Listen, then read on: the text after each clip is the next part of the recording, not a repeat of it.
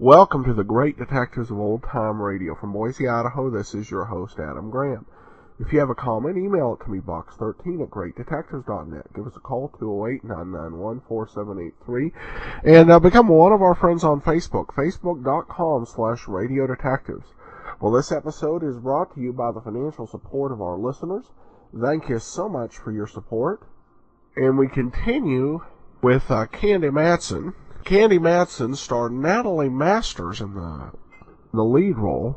She and her husband collaborated on a wide variety of projects that were broadcast on San Francisco radio, including the Mad Masters, as well as appearances on the Spotlight Playhouse. Outside of Candy Matson, she made her mark as a character actress on television, first appearing in Dragnet in 1954. And continuing to have a very long, successful career in TV and movies until her death in the 1980s. Her husband, Monty, the creator of the show and its director, died at age 57 due to problems associated with his alcoholism. But this is both of the Masters at their very best. So we're going to take a listen. This is the second episode of Candy Matson. It's from July 7th of 1949. The broadcast version of the Donna Dunham case aired as the show's premiere, and this is the second attempt, so let's go ahead and take a listen.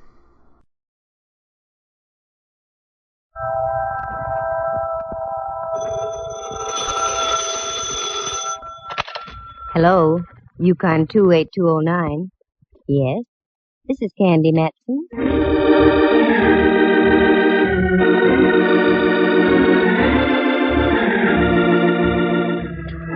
Do you have a little unsolved murder in your home? Got some blackmail you want to unload? Are you the victim of some vulgar extortionist? I know a girl you should meet. She may not be the greatest private eye in the world, so what if it does cost you $300 or $400? She sure is sweet.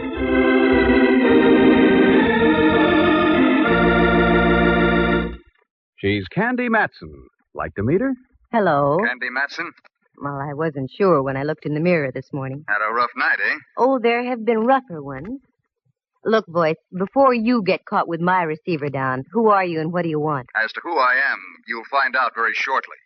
What I want is you. How romantic, and over the phone yet. Let me finish. What I want is you to lay off that cable car business. Oh, that. Well, I'm afraid I can't. You see, I was sitting beside him when they discovered his transfer had been punched sort of permanently.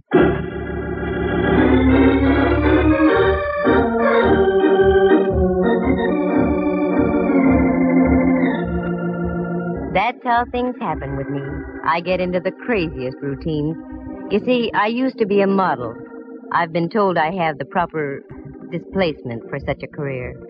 But I found there wasn't enough money in it. A girl has to maintain a nice apartment on Telegraph Hill, keep enough clothes to highlight the displacement I mentioned, and also eat, doesn't she? Sure. So I turned private eye. You meet a better class of people, mostly named Rigger or Mortis. Now take this cable car deal. It's positively fantastic. But after all, this is radio, isn't it? Like to hear how the whole thing happened? Leave us trip along to Act 1.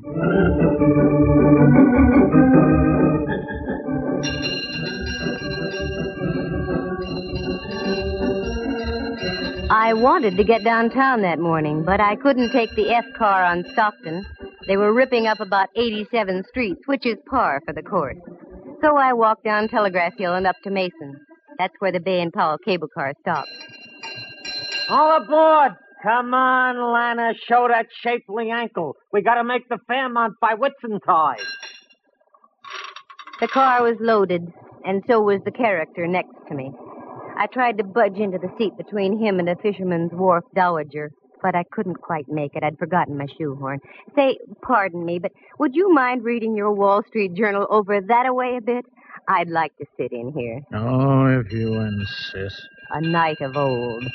He budged his hips a quarter of an inch, and I slipped in, ready for my rocket ride over the hill and down into town. The trip, as usual, was uneventful. 3 smashed fenders and several choice words I'd never heard before, but I wrote them down. By the time our prairie schooner reached the turntable at Market Street, the crowd on the car had thinned out. But Buster was still beside me, his head buried in common and preferred. Market Street. I started to get down. Hey, lady, take your boyfriend with you. We're heading back up the hill. Boyfriend? I'll sue. He looks like the advance man for Lewis and Clark. How do you like that? He fell asleep over his stocks and bonds. I looked again. Hipsy wasn't asleep. Hipsy was stone cold dead on Market.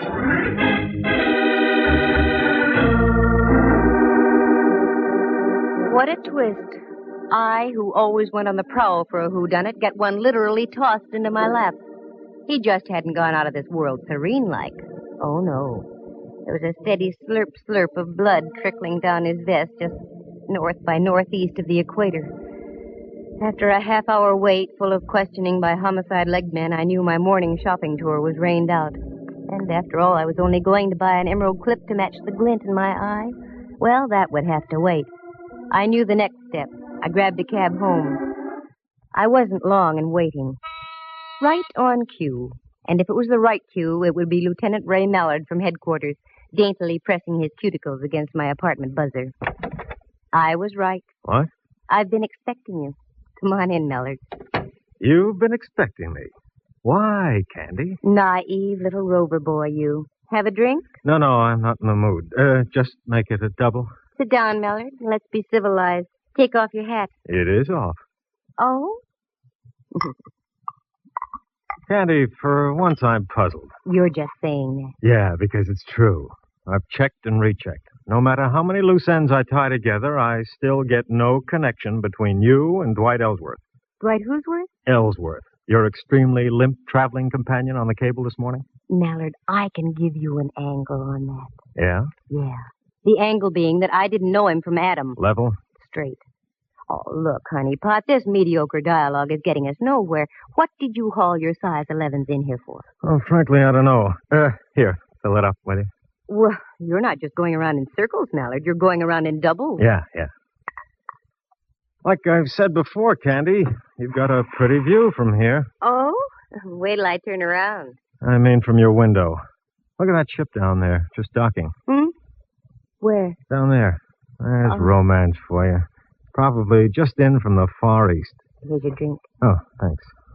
You know, it is sort of romantic. Don't you think it'd be fun to jump on a tramp like that and whisk off to the South Seas? On a honeymoon? No. That's what I thought. South Seas. Mallard. Don't call me Mallard. Why not? We're just playing for ducks, aren't we? Oh, very crisp. Playing for ducks. No, Candy, we aren't. Not in this case. We've got a dead man in our hands. Rudy Toot shot right through the heart. And you were sitting next to him. Sure. Go on now, get out of here. What? You heard me. Lift your hindquarters and get back to headquarters. Candy, I don't like that look. You've got something on your mind. Yeah, but you wouldn't recognize it if I told you about it. One word of warning. Don't dabble. You're in deep enough. Got it? Got it. Here's your hat. Grab it. So long, Mallard. See you around a jailhouse sometime. 5:05. 'Twas then I smelled a big fat sea. That great, big, kind of attractive Mallard. He missed the boat. Oh, he saw it, but he missed it. It was that ship he saw docking. That was the first time I came out of the dark since my Tunerville ride down the hill in the morning. I needed help, so I called an old friend of mine, if you can call that help. Rembrandt Watson was his name. He was a photographer and other things. He spent most of his life in the darkroom dabbling with bottles. His negatives and prints were sharp. His thought processes not quite. But he'd given me assistance in the past, so I called him. Rembrandt Watson speaking. Photography, portraits, and camera work. Yes, Rembrandt, I know. Also available for gardening, janitorial service, and babysitting. Rembrandt, it's Candy. Especially if they're over 21. Who? Candy? Now you're tuned in. How dare you, baggage. I was experimenting with a new type of formula. 90 proof for 100. 100. And Candy, it works beautifully. There's a delightful little pixie in a pink ballet skirt in my living room. Well, leave her there and get over here immediately to my place. Take a cab. I'll pay for it. I'd much rather have a handsome carriage with a brace of chestnuts. You've got 'em in your head. Now just do as I say and get over here.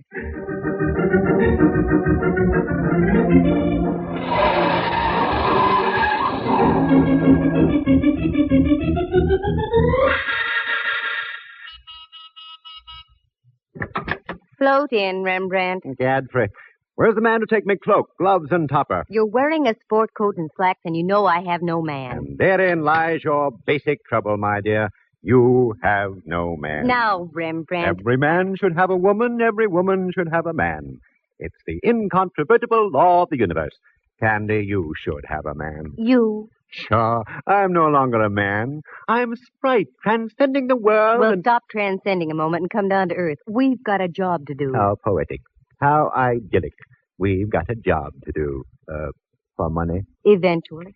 Oh, one of those. Very well, my dear. Bring me up to date. Well, I don't really know if I can or not. Good. And I shall leave and return to me formula. Oh, no. What I mean is, the whole story is so fantastic you'd never believe it. I might. Try me, Candy. Well, I get on a cable car and sit next to a character reading the Wall Street Journal. A strange coupling. A cable car and the Wall Street Journal. Yeah. And when we get to the end of the line, my friend next to me is dead. Probably the ride down the hill frightened him to death.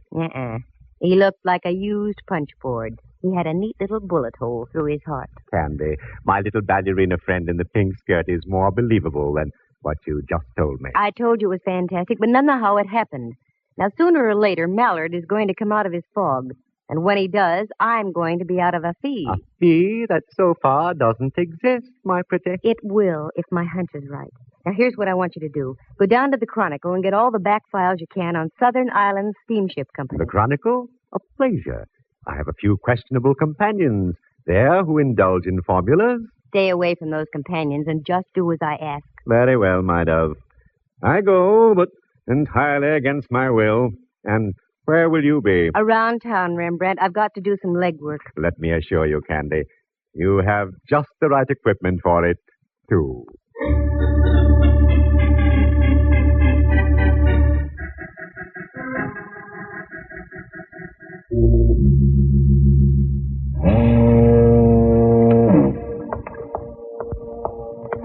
What a joint.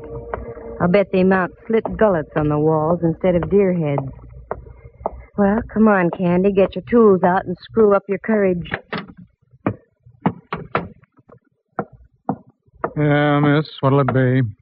Nothing right at the moment except information. Information, water, both free. What do you want to know? Well, I'm looking for the purser off the Dwight-Sonia. I hear he does his shore duty in here. That's right. Name Campbell. That head on the table over there belongs to him. Thanks.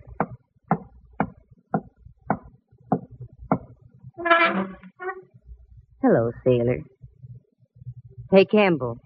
Wake up. Oh, leave me alone. Come on, snap out of it. Who are you?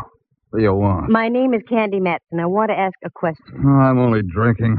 Go away. Not until I find out what I want to know. Dwight Ellsworth was murdered this morning. What? I thought that would bring you to. Well, that's the nicest news I've heard since VJ Day. What do you want to know? Where does his brother live? That stooge. He's got about as much spine as a water eel. Never mind. I want to find him. He seems to keep his whereabouts as secret as an atomic stockpile. The whole family ought to be knocked off. He lives out in Seacliff, 25 Dashel Road. Good. Bartender, buy my friend a little reward. And one for yourself, too.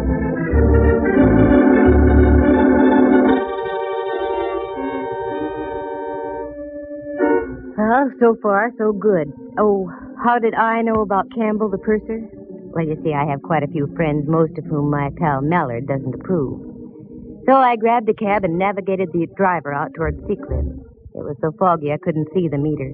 But I paid him anyway, gave him a neutral tip, and dismissed him. There it was, 25 Dashel Road. An austere-looking cabana, one that dared you to ring the front doorbell. I dared. I had the awful feeling I should have been around at the side door delivering hand laundry.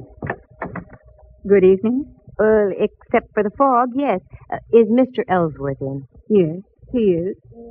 But I'm afraid I must ask you to leave. There's been a death in the family. I know. That's why I'm here. Come in, please. Thank you. Walk this way, please. Oh, I'm afraid I couldn't, even if I lived to be 100. Mind your tongue, young lady. You're in the house of an Ellsworth. Oh, hoity-toity. The old babe had delusions of grandeur. Well, no need to get uppity with me. I've mingled with royalty. I once played a bit part in a Rita Hayworth picture. But this old gal was really something. She couldn't have been more than 45, yet looked like something out of the Barretts of Wimpole Street. She ushered me into a large-ceilinged living room, and there on the divan was my boy, his head lowered into his hands and quite obviously touched. Quite obviously. Roger, this young lady is here to see you. I don't believe you mentioned your name. Candy Matson. Matson? You in shipping, too? Of a sort. Oh, this is my wife, Miss Matson. You'll pardon me if I don't seem hospitable, but my brother was murdered this morning. I know. I was sitting next to him when it happened. You were? Don't talk to her, Roger. I don't trust her. This whole thing is a threat of some kind. No, it's not a threat. It's a business proposition. I'll come right to the point. You see, I'm a private detective. Oh, one of those persons. Put your nose back down, Mrs. Ellsworth. I want to get the show on the road. Yes, I'm a private detective, and I'm in a spot, too. The police think I'm connected with the case in some way, so I'm here for a double purpose. I'm listening, Miss Matson. Roger, I forbid you to speak with this woman. Too late, Mrs. Ellsworth. Now, this is it. I'm in this business to make money. Give me a check now for $300, and I'll find out who killed your brother. And I'll also clear myself. Roger, I'm warning you. Naturally, you want to see the killer of your brother brought to justice, don't you, Mr. Ellsworth? Don't you? Yes. Here, I'll make a check out right now. Thank you. Just make it out to Candy Matson. Payable today. A lovely collection of guns you have, Mr. Ellsworth. You hunt much? Oh, yes. My wife and I are quite fond of shooting. She's an excellent shot. There you are. Thank you. I'll be in touch with you sometime tomorrow. Mr. Reed didn't say a word. She just stood there against the fireplace and shot sparks through me. After I waved the check in the air a few times to dry the ink, she showed me to the door. Very clever, aren't you?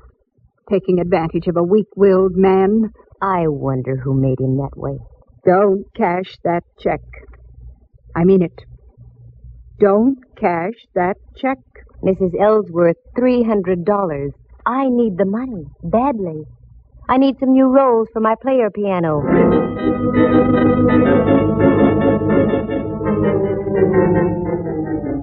I buzzed back downtown. I wanted to cash that check in a hurry. I knew of only one person who would give me the crisp green at that hour of the night. Uncle Charlie, the honest miller who ran the chase room. Uncle Charlie, in the strict sense of the word, was a gentleman. So with a tender little pat on my cheek, he cashed the check, and I went up Telegraph Hill and home. All of a sudden, my eyes did a couple of inverted loops. Oh, my lights were on. Who's in here? All right, speak up. Oh, Candy, the light of my life. Come join our party. Oh, Rembrandt, you gave me a scare. You don't scare easy either, Candy. Got something on your mind? And Mallard. Well, how ducky, a midnight soiree. What goes on here? Well, that chicken you had in the icebox is delicious. Was delicious. Looks like you've done everything but eat the bones. Your vintage is superb, too, Candy. Have a little formula? No. Now, come on, what gives? That's my line, Candy. What gives? You're in on something, and I want to know about it. Oh, Mallard, believe me, it's nothing. I'm just trying to parlay a couple of hunches. Tall hunches. Look at all those clippings on the South Sea Island Steamship Company. What are they for? I meant to tell you, Candy, I had remarkable success down at the Chronicle. There's everything you want on that steamship line. Oh, Rembrandt, did you have to tell the whole world? Candy, you chide me unnecessarily. I merely had the clippings on the table when Hawkshaw here walks in on me. Okay, Candy, take it from there. I can't tell you yet, Mallard. Nothing makes sense yet. I've got about 4 loose ends that need tying off. I'd only put 2 men to following you. I'd save myself a lot of grief. 2 days, that's all, Mallard. Just give me 2 days. I think I'll have it for you. All right. But don't forget, the boys down at Kearney Street headquarters don't love you the way I do. 2 days. No more or less. I gotta go. Thanks for the foul, chicken. Very gay. Here, Rembrandt, here's $50 for you. 50? My word. What's all this talk about a recession? Go on and take it. Go someplace and stabilize the economy.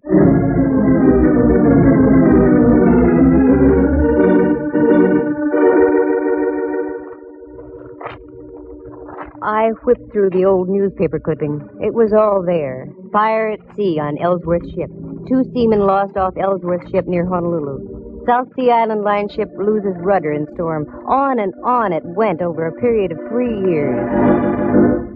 I threw the papers back on the table. Helped myself to some of Rembrandt's formula. Turned down the lights and went out on the porch. The day was dark except for an occasional path of light from a passing freighter. I sat down to think and think. Then, quick, just like that, 2 little tumblers in my mind fell into place. Only one thing to do, and that was to do it the hard way. The next morning, just as the ferry building siren was announcing 8 o'clock to downtown San Francisco, I got Rembrandt on the phone. Candy, what on earth are you calling me for at this hour? Can't help it. There's work to be done. I did my work last night so extremely well that I'm just going to bed now. Sorry, you'll just have to delay your sack time. Meet me at the corner of Mason and Union in 10 minutes, right where the cable car stops. Now, what are we going to do? We're going to take a cable car ride. What? One of those bouncing, jerky little contraptions? Not the way I feel this morning. Oh, yes, you are. Union and Mason in 10 minutes.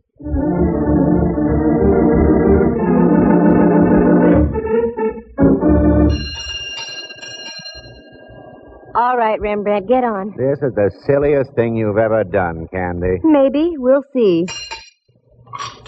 Dwight Ellsworth was already on the car when I got on here. And alive. How could you tell? He mumbled something when I asked him to move over. Sounds logical. Although I once remember stumbling into a corpse who mumbled for hours after it had been liquidated. Rembrandt was in one of his rambling moods, so I let him alone. The car pulled over Mason Street, down Washington, and then swung on to Powell and up the hill. Now I watched the buildings and apartments carefully. There was a little red brick building, now a big apartment house, a woman's residence club, and so on. Then over the hill, more apartments, and the possibilities petered out at Bush. Well, only one thing to do. Canvass all those blocks between Washington and Bush. Okay, Rembrandt. Off the car. The strangest corpse I ever did see. What'd you say, Candy? Off the car. Come on. Now what? I just want to get to bed. Well, not for a long time, Boy Blue. Now, here's the pitch. You take this building, and I'll take the next. We'll alternate as we go along. Ask if a tall woman with a horsey face and dressed something like Queen Victoria ever lived around here. Oh, Candy. I know it sounds wild, but it's got to be done. A horse with a tall face and dressed something like... Oh, Rembrandt, look at me. Get that smoke out of your brain. A tall woman with a horsey face and dressed something like Queen Victoria. You got it? Got it. Okay, get going.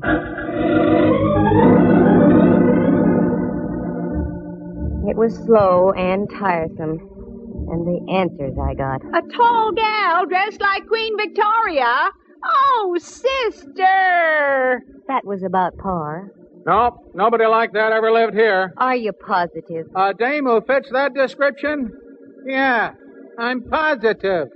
The morning wore on, and so did we. We were over on the other side of California Street now, so we stopped and had a bite to eat. I had pickles with mine, and Rembrandt had olives on toothpicks in a glass. And again, we picked up the hunt. My heart was suddenly making with a rumba. There, just on the other side of Clay, in front of a 3-story red brick house, was a police squad car. There was a little knot of people gathered around. Daintily lifting my crinoline, I did a Mel Patton down the block and up the front steps. I didn't have any trouble finding the room. The door was wide open, and there was a body on the floor. 4 representatives of the law were buzzing back and forth. One of the buzzees was Mallard. Well, my little ambassador of violence. Why is it you're always around the extremely dead, Candy? I've got no time to brandy the ad-libs, Mallard. Who is it? I don't know yet. No identification. Let me see. A pen pal, maybe. I was right. I knew it. Knew it? Knew what? You're right, he was a pen pal. He wrote me a check last night for $300. His name is Roger Ellsworth.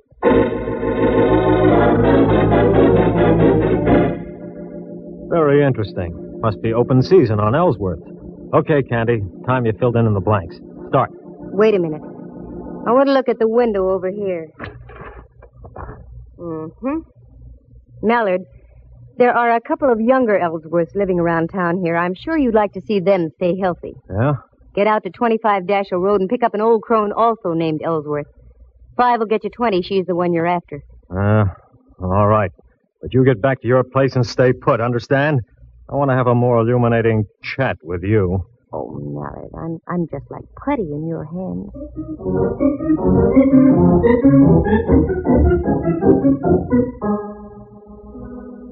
The moon was coming up over Diablo and spraying a path of silver on the bay. Still no Mallard. I wondered what could be wrong. Well, this was it. This was the showdown. Have you seen a tall face with a horsey woman? Oh, Rembrandt. Candy, I'm so mad at you I could... Oh, what's the use? Now what's the matter? What's the matter, she says. I've been roving all over Powell Street ringing doorbells. Where did you go, you traitor? Oh, Rembrandt, I'm sorry. And in the excitement, I forgot all about you. What excitement? There's been another murder. In a moment, there's going to be another. I'm looking right at you, Candy. Oh, cool off. Have some formula and stop snorting steam. What was that? Your window, Candy. It just shattered. What? Oh, wait a minute. That window didn't shatter by itself. Quick, get the lights, Rembrandt. Now duck down here. What sort of a silly game are we playing now? This isn't a game, believe me. Candy! Candy, are you all right? Yikes, it's the gumshoe. Yes, I'm all right. Where are you, Mallard? Over here, 2 houses over. We've got your girlfriend trapped on the roof next to you. Don't move and stay covered. Okay. All right, Mrs. Ellsworth. Are you coming down peacefully, or do we have to play cops and robbers? I'm not coming down until I get that Candy Matson. She did it. She forced me to kill my own brother-in-law. Have it your own way. Okay, loosen her up a bit, boys. Better than the 4th of July. Keep your head down, Rembrandt. Oh, is that what was up? Ready to come down, Mrs. Ellsworth? No, I'm not. That hateful woman. She's ruined my whole life. All my plans. Just because of her snooping and prying. She's going to die, I tell you.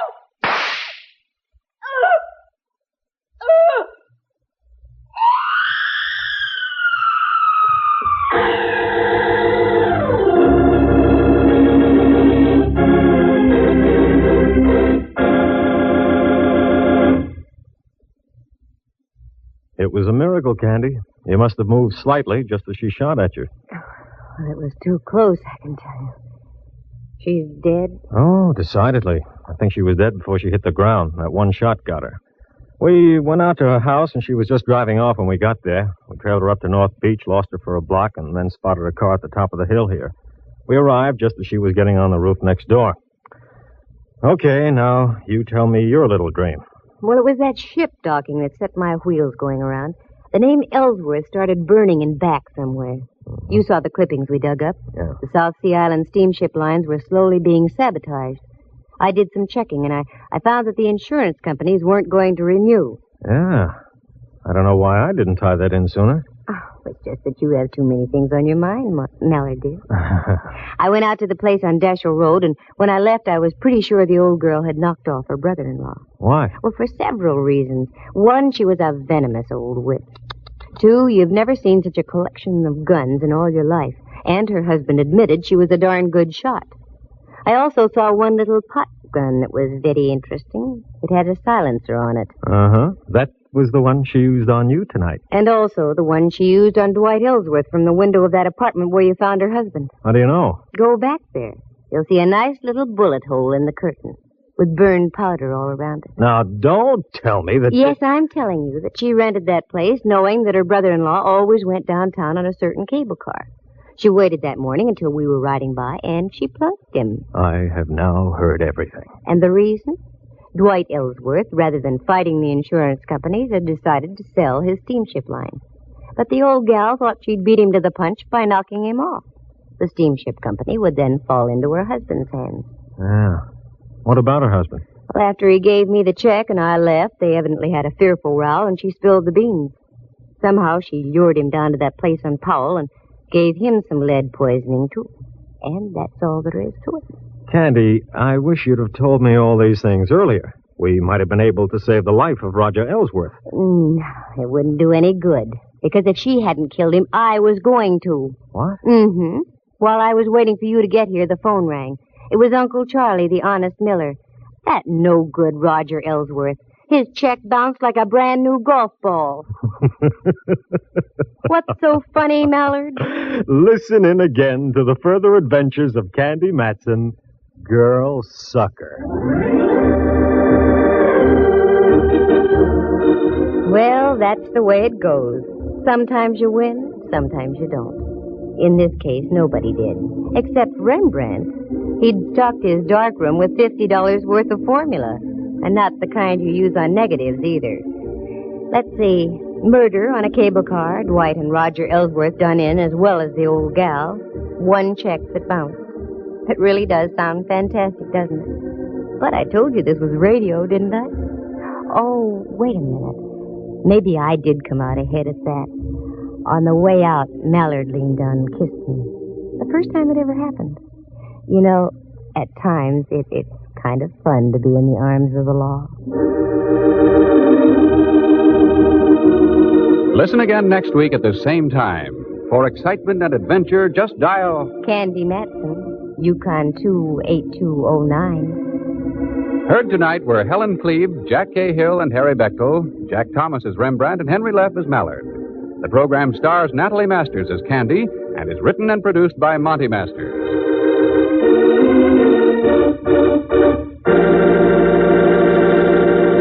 This has been a presentation of NBC, the National Broadcasting Company.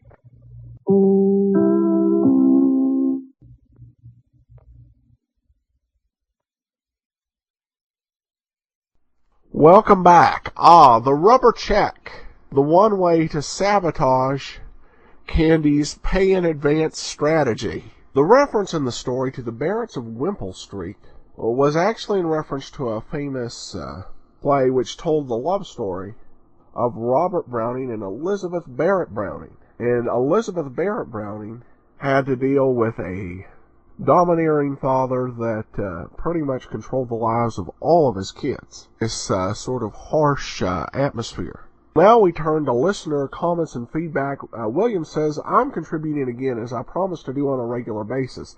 This contribution is in honor of Candy Matson. She's definitely one of my favorite OTR detectives. What is not to like about a beautiful blonde sleuth? Indeed, thanks so much for your support, William. Then we have a comment posted on the blog from John. We just moved to a beautiful Pacific Beach community in Santa Elena, Ecuador.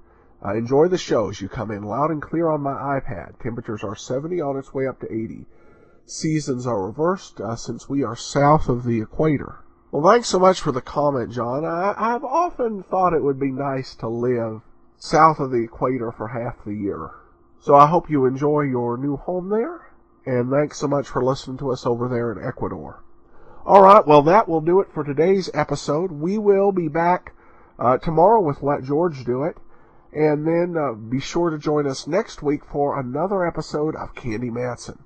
If you have a comment, send it to me, box13 at greatdetectives.net. Follow us on Twitter at Radio Detectives. And give us a call, 208-991-4783. But from Boise, Idaho, this is your host, Adam Graham, signing off.